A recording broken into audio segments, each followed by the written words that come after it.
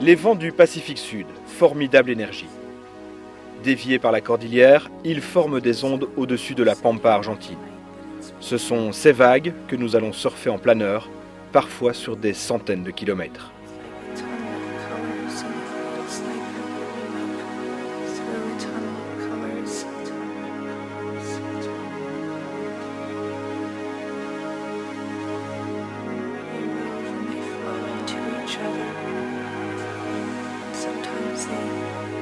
Sur ce terrain du bout du monde, notre équipe se met en place pour repousser les limites du vol sans moteur.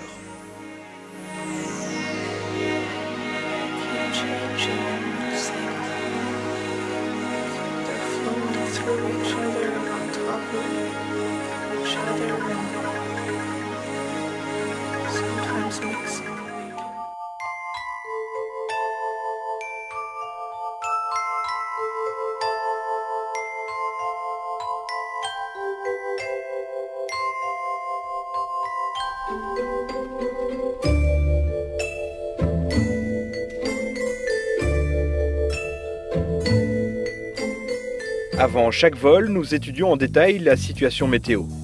La simulation et l'analyse que nous prépare spécialement Epson Météo à Milan le confirment. Demain sera une journée très ventée.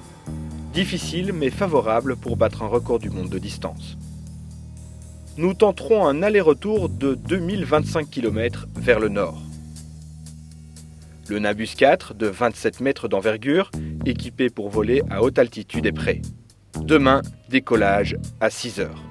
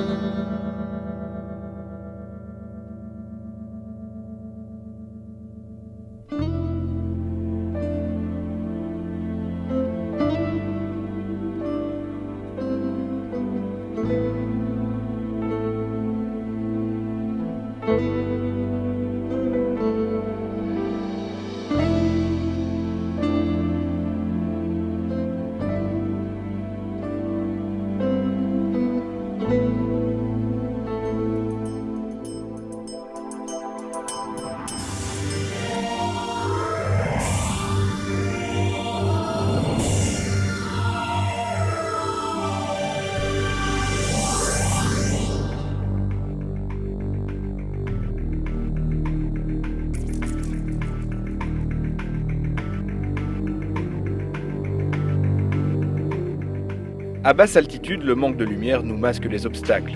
Il faut monter jusqu'à 4000 mètres. Commence alors le vol de distance.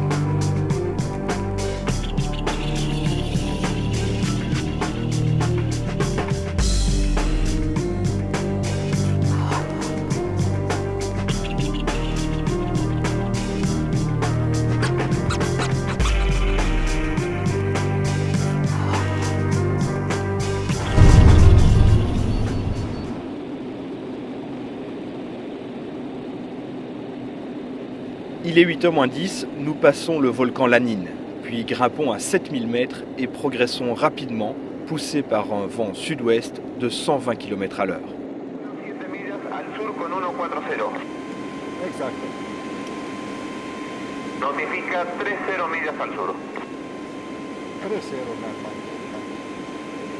La température est de moins 28 degrés et malgré les combinaisons et les semelles chauffantes, il fait très froid.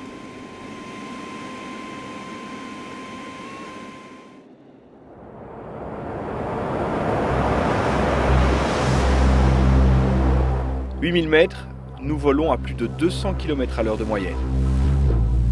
Quand nous perdons de vue le sol, l'électronique de bord est une aide précieuse pour la navigation.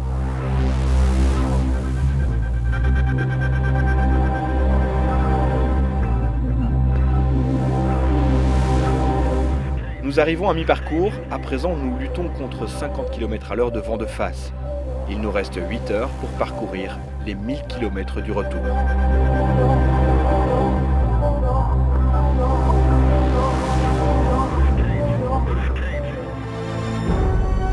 Soudain, nous apercevons un autre planeur et sacrifions quelques minutes pour tourner ces images.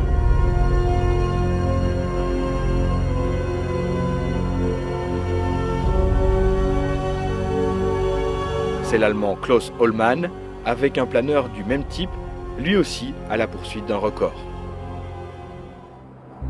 Difficulté supplémentaire. Le vent tourne plus sud et l'onde faiblit. Il faut ralentir, trouver le meilleur chemin pour garder notre altitude. Il nous reste 400 km et seulement 3 heures avant la nuit aéronautique. La fatigue s'accumule, mais nous approchons du but. Enfin, nous profitons de ce trou dans l'épaisse couche de nuages pour commencer notre descente vers la ligne d'arrivée.